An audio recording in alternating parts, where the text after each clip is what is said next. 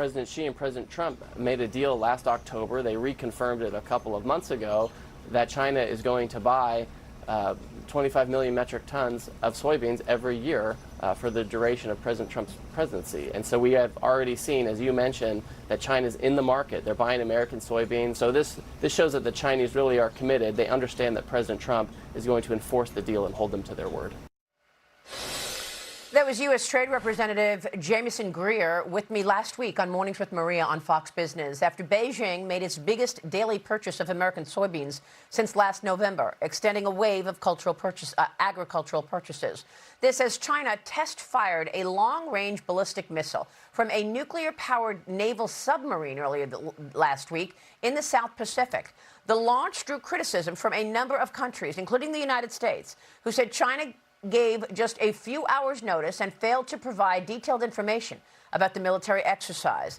Military experts believe that the missile that China test-fired was the JL-3. Here's a picture of it. This is the most advanced missile in their arsenal, which the Pentagon says could reach the continental United States from China's coast. Joining me now is the chairman of the House Select Committee on China, Michigan Congressman John Moolenaar, ahead of Congress's return to Washington tomorrow in what will be the last meaningful window to get legislative priorities done before the November midterms. Congressman, good to see you this morning. Thanks very much for being here. And I want to get your take on this missile launch right off the bat. That JL-3 missile looks scary. What are your observations about what China is doing right now?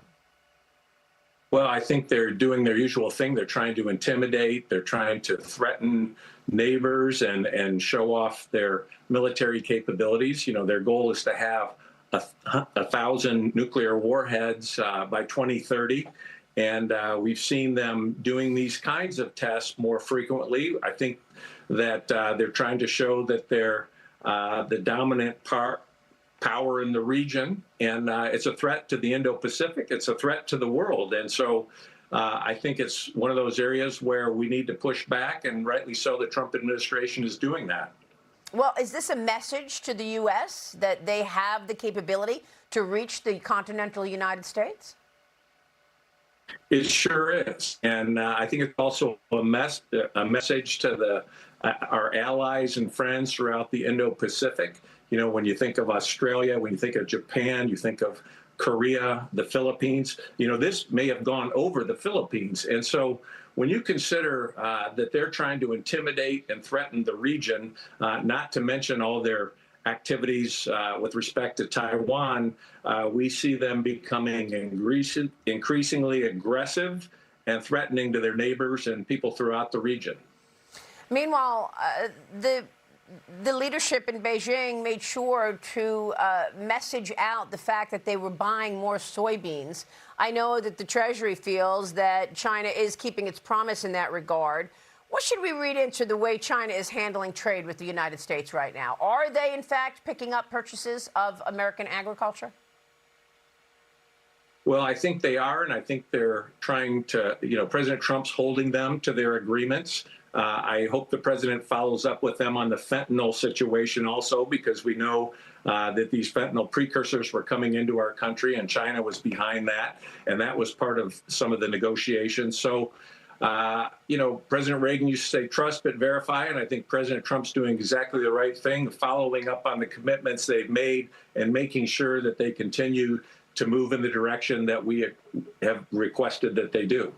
How would you assess China's role in the Iran conflict? Has China supported Iran aggressively? Have they sent weapons to Iran to help their fight?